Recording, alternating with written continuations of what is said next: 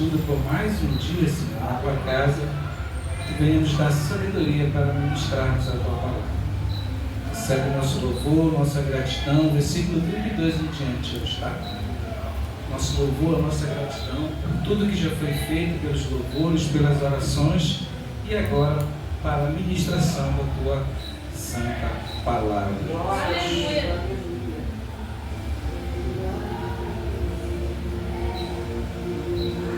Queridos irmãos, a paz do nosso Senhor Jesus Cristo, me dê sua atenção, por favor. Depois de nós falarmos de Saulo de Tarso, o autor Lucas agora vai nos remeter de novo ao ministério do apóstolo Pedro. Essa história de Pedro, agora no capítulo 9, que vai entrar, vai ser um preparo para o capítulo 10, que nós vamos estudar na próxima quarta-feira.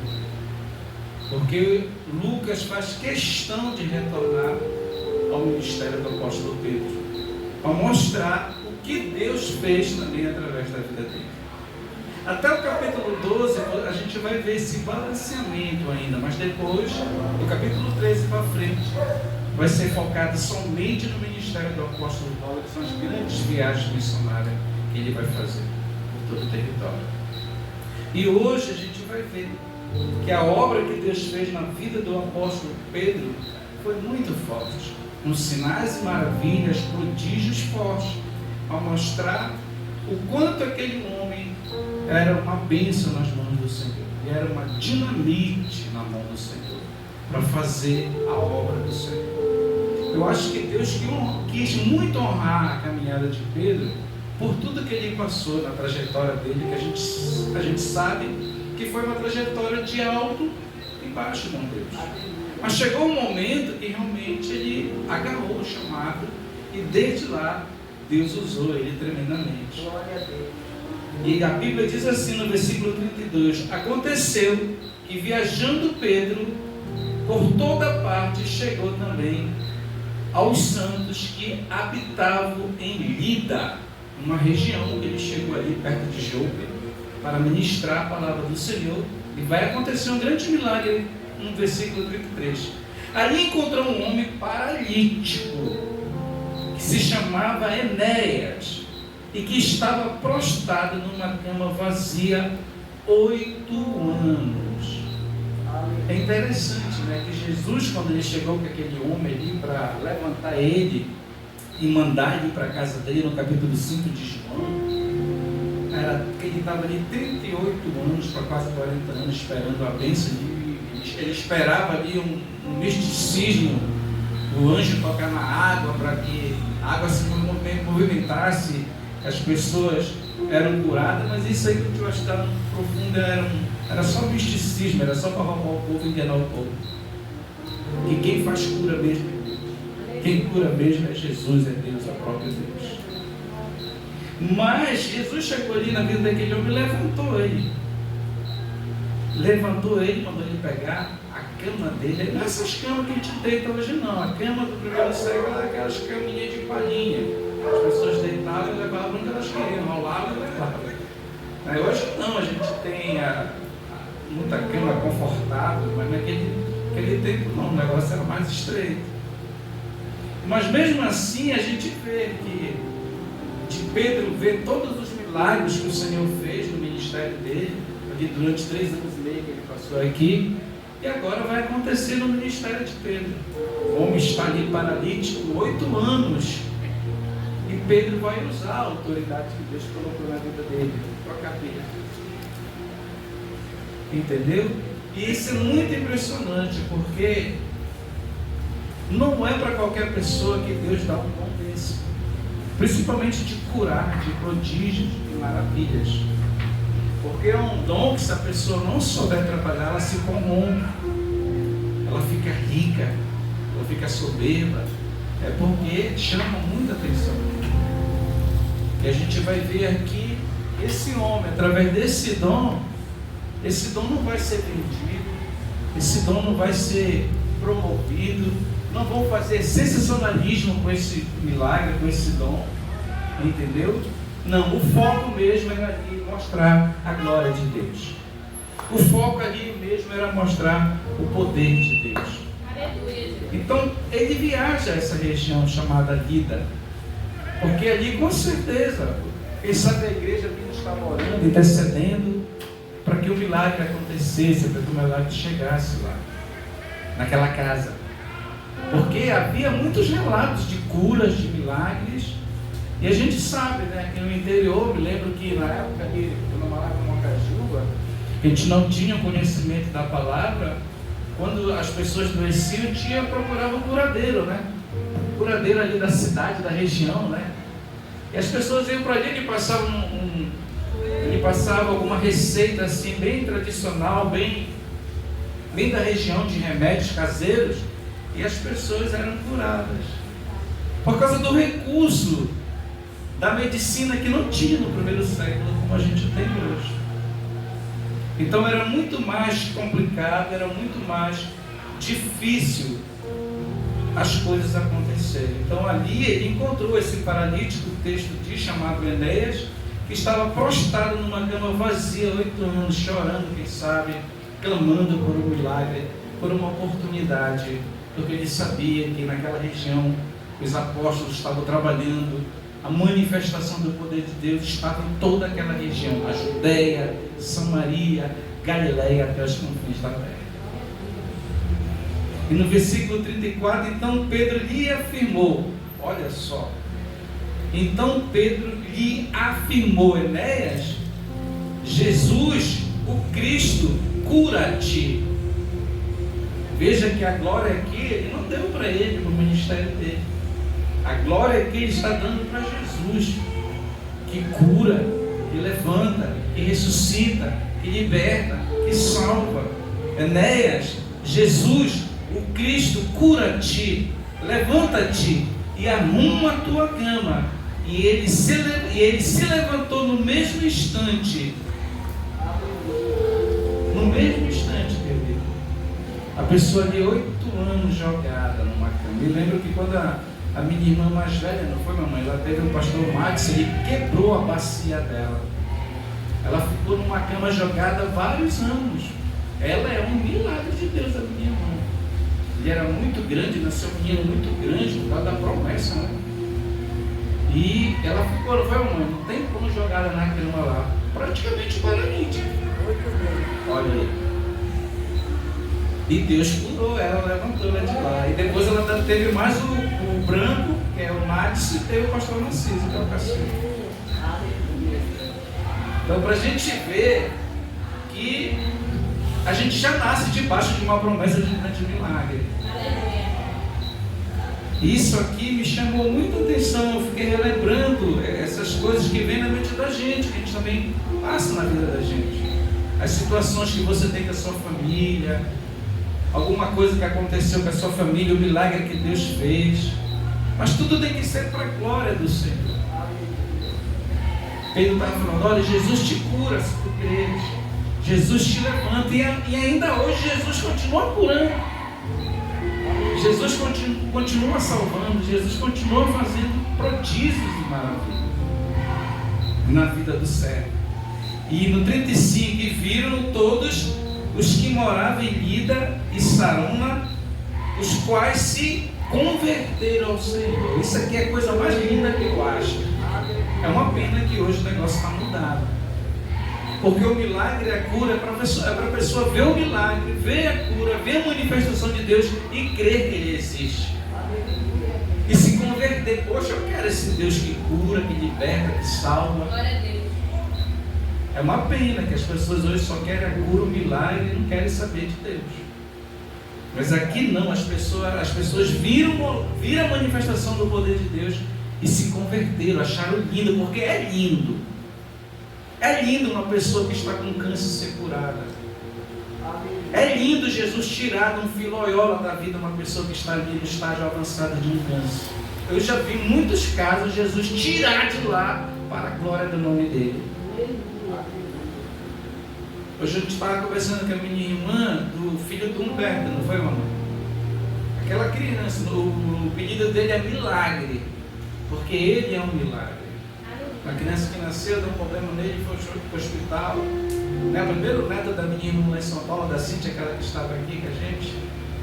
E foi muita oração, querida. Toda a família orando ali, e Jesus fez a obra. Eu vi a fotinha dele lá, o pessoal mostrando, ele está correndo, está alegre. É um milagre, o apelido dele ficou milagre. Jesus continua, né, irmão? Fazendo milagre, né? Milagre chegou, é assim que o pessoal chama para ele, lá no hospital. Olha, é interessante que impactou lá no hospital onde ele estava, as pessoas, porque é uma criança, né? Tu sabe que ali os médicos, as pessoas, quando a pessoa passa um tempão ali em tratamento, adquire-se uma amizade entre as pessoas. E quando as pessoas alcançam a bênção, aquilo mexe até com os médicos, querido, com as pessoas que trabalham lá. Porque eles sabem a situação. Porque o médico ele chega lá, muitas das vezes ele desengana a pessoa, olha, não tem mais jeito. Aos olhos humanos não tem mais jeito. Mas Jesus, quando ele quer curar, ele encontra um jeito. Quando ele quer manifestar a glória dele, ele manifesta. Então o milagre é para isso. Isso aqui é lindo. E viram todos os que moravam naquela região. Lida e Sorona no versículo 35, você que está acompanhando nas redes sociais, os quais se converteram ao Senhor. Isso é muito, muito, muito tremendo. No 36, extremamente, havia em Jope uma discípula, outro milagre, mais forte ainda, chamada Tabita, ou Tabita, que em grego significa Dorcas, que se dedicava ao ministério. Olha só o chamado dessa mulher. Muita gente praga sobre ela, né? Está aí mais um assunto aí para as mulheres, no culto de mulheres que não vão fazer mês que vem, viu? Vai voltar isso aqui, meu Deus do céu, vai rolar um som bonitão, não é? Então essa mulher, que era uma mulher dedicada ao ministério, conhecida na região. Sabe aquelas mulheres, aquela mulher querida, que todo mundo gosta? É igual minha mãe é muito querida, graças a Deus, né? Todo mundo gosta da minha mãe, porque ela tem um coração tremendo. Essa mulher, a Bíblia diz que se dedicava ao ministério de boas obras e ajudava e ajuda financeira aos pobres. Ela não somente cuidava da vida das pessoas espiritualmente, também ajudava. Com certeza ela tinha bala na agulha, né? Porque existiam muitas pessoas ali que moravam nessas regiões que tinham dinheiro, que eram bem-sucedidas, e quando elas se convertiam, ela tinha o maior prazer em ajudar a obra do Senhor a crescer, né? As pessoas que estavam ali precisando, porque era muita carência no primeiro século. As pessoas não tinham comida, as pessoas eram muito pobres, era todo mundo que tinha dinheiro. Então aqui ela investiu pesadamente na obra do Senhor, para que não faltasse alimentação ali do pessoal que comandava a igreja do Senhor. Isso aqui também é um grande ensino para a nossa vida, que se dedicava ao ministério de boas obras e ajuda financeira aos pobres, né? Ajudava aquelas pessoas mesmo necessitadas. Hoje tem muitas pessoas que têm dinheiro, tem um bocado de atores aí no mundo dos filmes, pessoas do futebol, pessoas que têm um coração grande. Estava vendo, tem um bocado de artistas que estão desenganados pelos médicos.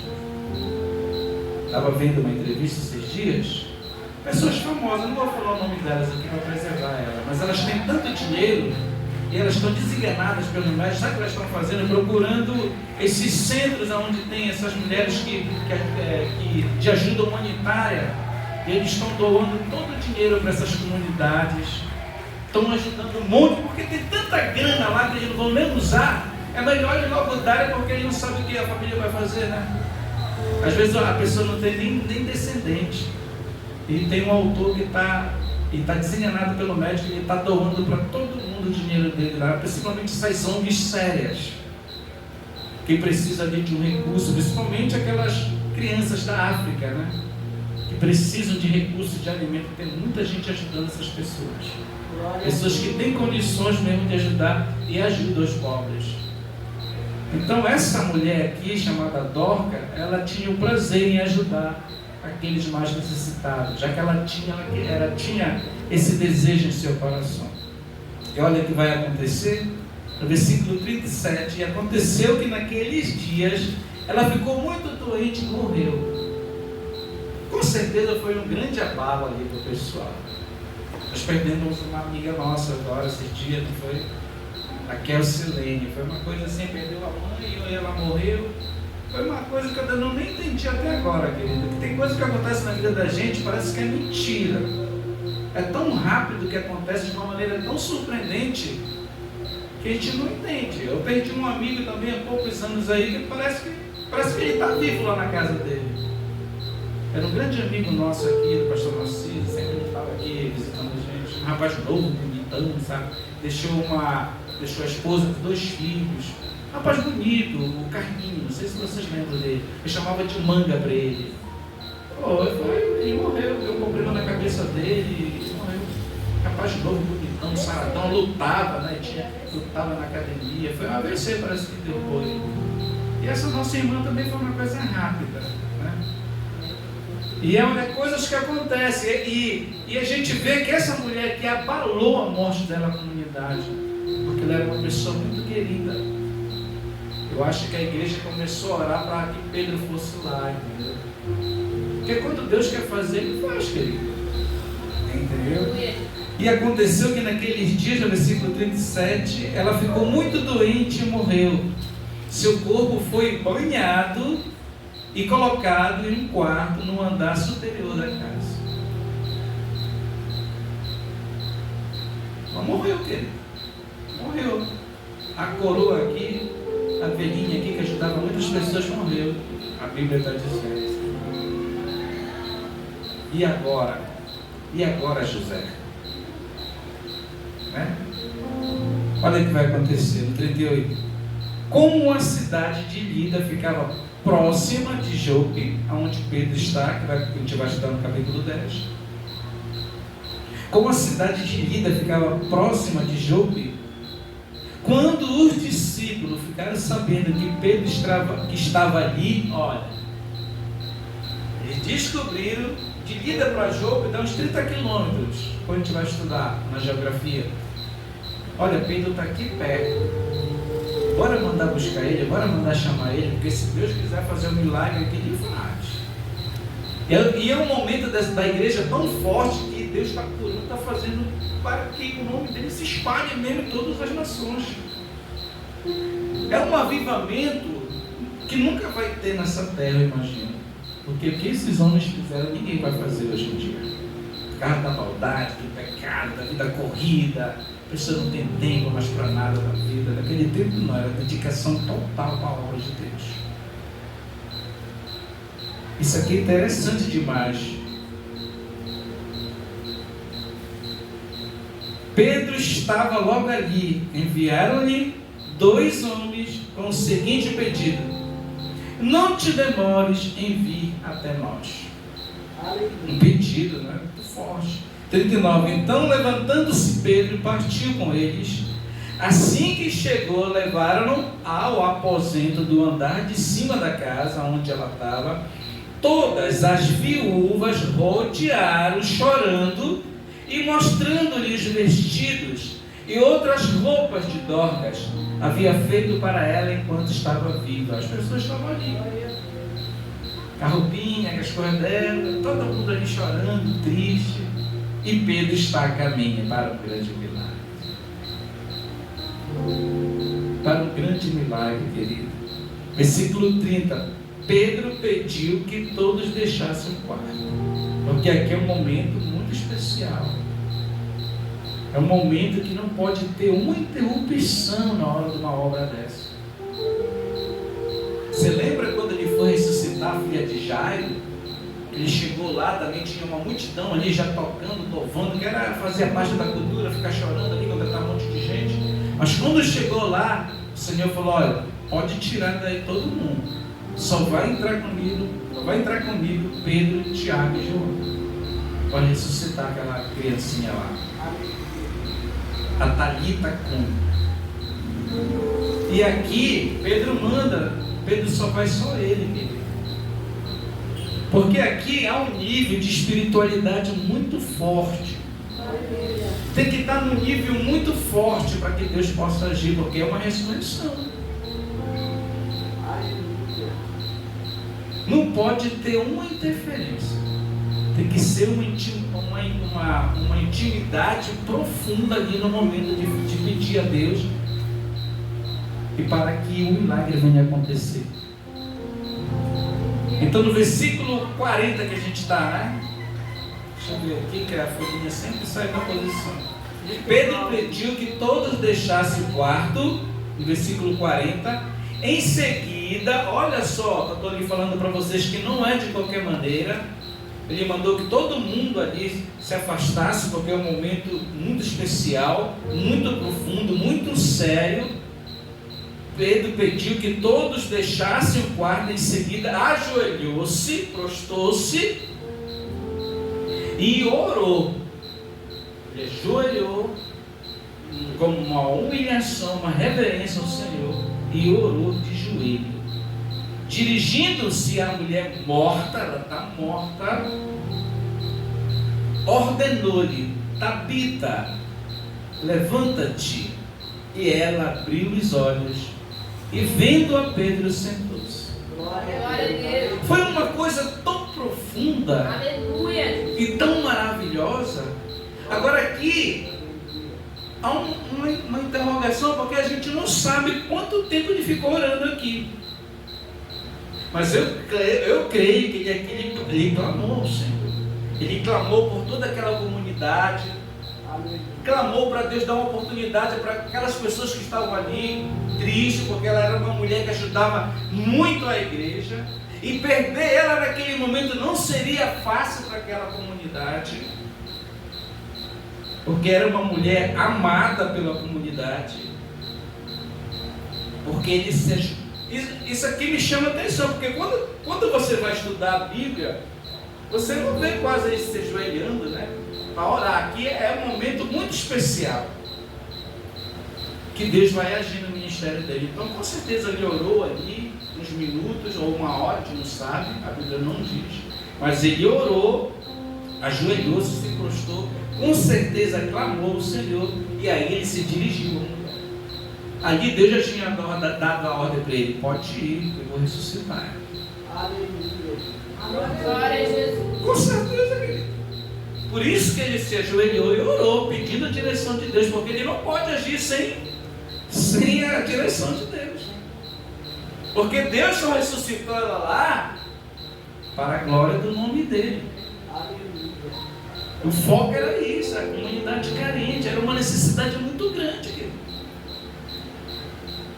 Pedro pediu que todos deixassem o quarto, em seguida ajoelhou-se e orou, e dirigindo-se à mulher morta, ordenou-lhe: Tabita, levanta-te. Ela abriu os olhos e, vendo a Pedro, sentou-se. Que coisa tremenda, Glória a Deus. que coisa maravilhosa. E hoje, pastor, meu irmão, para a gente ver um milagre desse é muito difícil, mas acontece. Tem relatos aí no mundo missionário que Deus está ressuscitando as pessoas, só que a mídia não mostra. A maioria desses casos são abafados, porque eles não querem que o nome do Senhor seja glorificado. Tem coisas no mundo que as grandes corporações, os senhores que mandam no planeta Terra, eles abafam para que não chegue para que o nome do Senhor não venha ser exaltado e glorificado. Eles abafam, não deixam passar. Versículo 41, a gente já vai terminar. A seguir, ele deu a mão e ajudou-a. Que coisa tremenda, colocar-se em pé. Então, chamando os santos, aí ele chamou a galera. Então, chamando os santos, principalmente as viúvas, as amigas delas. Já pensou que alegria não foi esse dia? Acho que foi uns 7 dias de festa. Isso aqui é lindo, querido. Por isso que Lucas faz questão de voltar ao ministério de Pedro. Que aqui ele começou com Saulo, né? O capítulo 9 é a conversão dele, o início do ministério dele. Mas ele faz questão de voltar para não perder essa grande manifestação de Deus no ministério do apóstolo Pedro. Então, chamando os santos, principalmente as viúvas, apresentou-a viva, trouxe ela lá de cima. E versículo 42, e este fato, olha só, e este fato se tornou conhecido por toda a cidade de Jope. E foram muitos os que passaram a crer no Senhor. A gente viu que o Enéas já foi um milagre profundo que levantou ele. Mas uma ressurreição, aí que a galera se converteu mesmo. Aí que o nome do Senhor foi glorificado naquela região de Lida. Pedro ficou muitos dias lá em Jope, em Jope. Agora uma preparação para o capítulo 10, que ele vai transformar agora a vida de Cornélio no capítulo 10 da família dele. Pedro ficou muitos dias em Jope, hospedado na casa de um curtidor de pele chamado Simão. Aqui já a preparação para o capítulo 10 que a gente vai estudar na próxima aula. É até aqui, queridos. Feche os seus olhos que eu vou orar aqui pela irmã que pediu a oração. Aleluia. Vamos fazer uma oraçãozinha. Vamos ficar de pé, vamos orar e vamos encerrar. Vamos aos nossos lares. Maravilhoso e eterno Deus, nós te agradecemos, Pai, por essa noite. Quero te agradecer pela vida de cada um que está aqui nessa noite. Cada um, Senhor, que veio te adorar, veio receber esse ensino, as pessoas que estão na live, que ainda vão ser impactadas, meu Pai, com o poder da Tua palavra.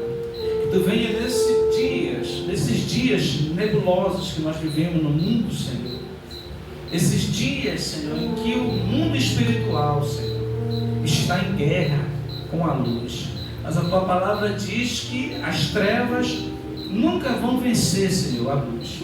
Que a luz brilha, a luz queima os demônios, Senhor, e dá vitória para o Teu povo, para a Tua igreja. Por isso, nessa noite, Senhor, eu te peço que Tu visite a Nayara, o Renan, a Camila, a Zelma, meu Pai, essa família. Visita, Senhor, os Teus servos. Que outra hora estavam te servindo, Senhor, pregando a Tua palavra.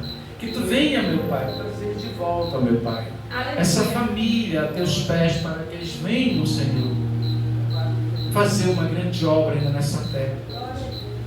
Nós estamos aqui pedindo pela vida de cada pessoa, meu Pai, que está na live, que ainda vai receber, Senhor, essa palavra. Aqueles, meu Pai, que crerem nessa noite, que eles possam ser abençoados, que eles possam ser curados, que eles possam ser renovados pelo poder da Tua palavra.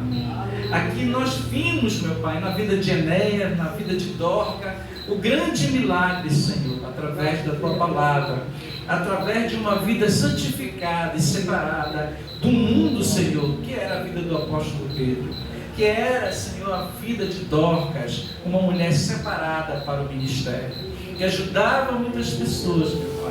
E hoje não é diferente, meu Pai. As pessoas que nos ajudam, todos que estão aqui, eu te agradeço pela vida da minha mãe, que doou as batas, meu Pai, de batismo. Já está lá na casa dela toda cortada, ela mesma vai fazer, meu Pai.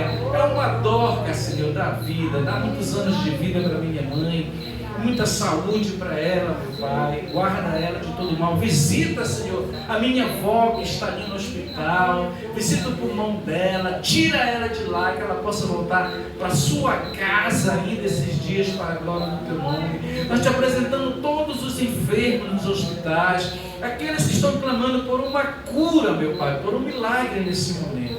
Nós te apresentamos este lar, nós te apresentamos, meu Pai, os nossos jovens, nosso batismo dia 22, nós te apresentamos, meu Pai, a família, meu Pai, da Kelsilene, que morreu a mãe, morreu a nossa amada irmã, e que Tu venha nessa noite confortar os corações dos seus amigos, das pessoas que conheciam, Senhor, essa família.